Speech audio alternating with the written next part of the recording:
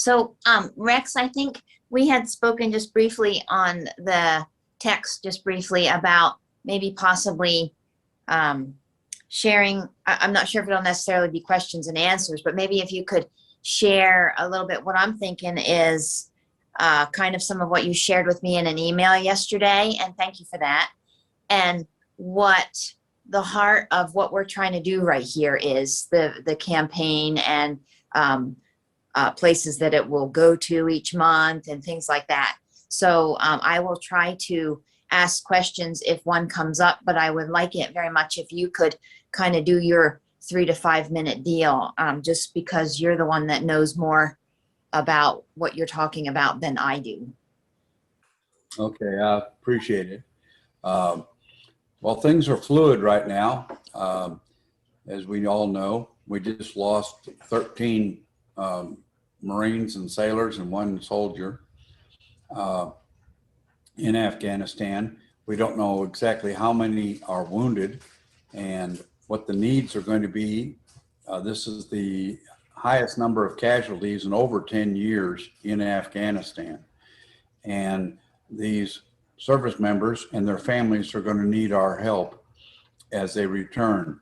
Quite often people don't realize the cost of war doesn't include what it costs to go fight the war. It costs what the costs are when these service members return. It's long term, right. Very long term. And so your idea of monthly putting together donations, and then we look at the various charities that are addressing the needs of these returning service members, and then placing that money with the most needy of these charities, the charities that are providing direct aid to these service members.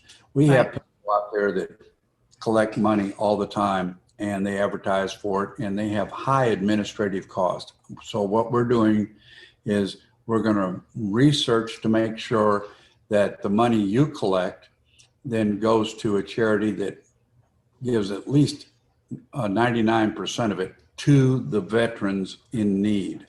Exactly. And we don't want to waste money on administrative type charities. There's too many of those out there. So what I hope to do is provide you with the research and of what the needs are. Give you an example. As these wounded service members return, they first go to Germany to a military hospital there. Their wounds are assessed and they're stabilized. And then in most cases, they're sent to either Bethesda or to San Antonio, to the hospitals there. There's a facility there for their families to come to. It's called the Fisher House.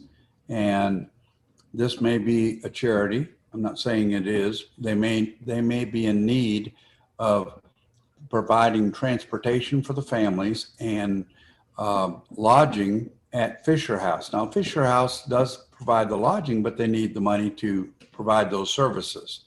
Right. Then other maybe for adaptive homes, when these service members who are in many cases will be disabled, what are we going to do for the adaptive homes?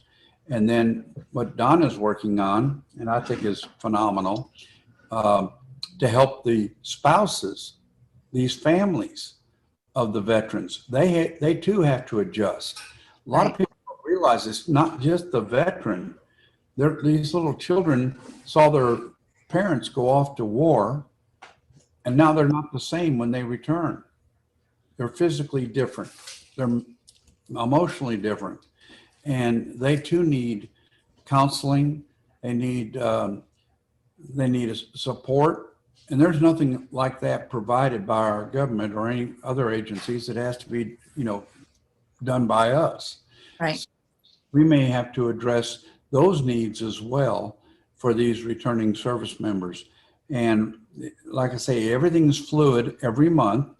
And so we'll work together to make sure that the needs, the most acute needs of that month are addressed. Okay. I appreciate your time very much, and I appreciate the fact that I'm going to be able to get with you, often to figure out where we're going to be sending this money to each month, so that we're not just doing this and we're wondering what we're doing at that point. At least it'd be nice to have.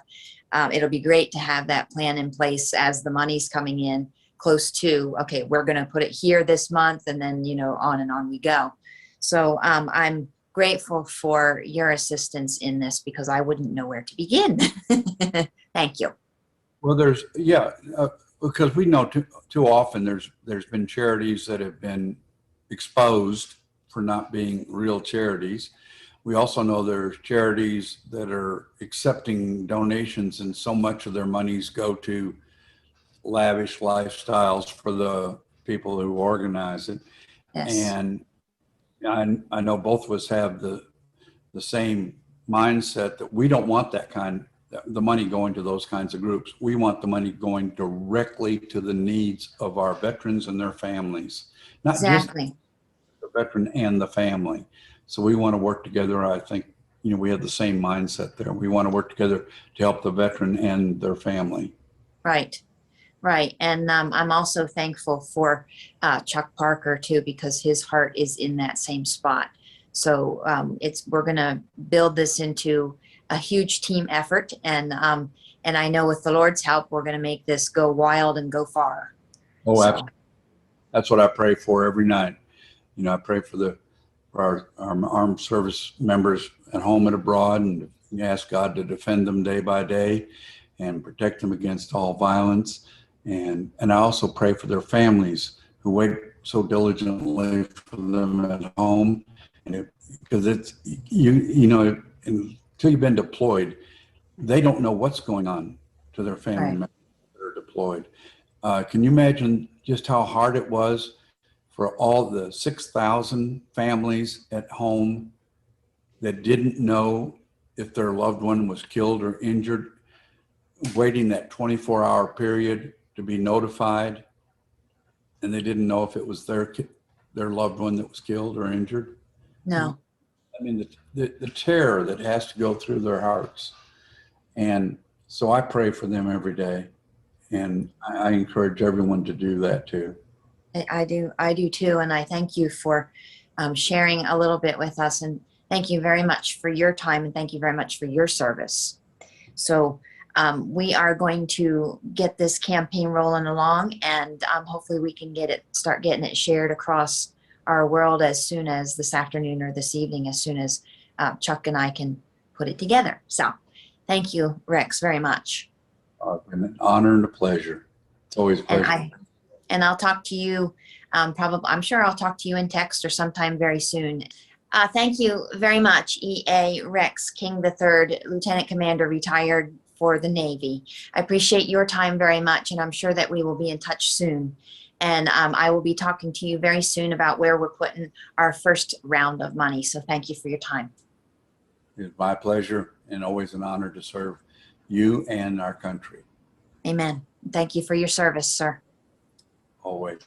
We'll talk to you soon. Thank you.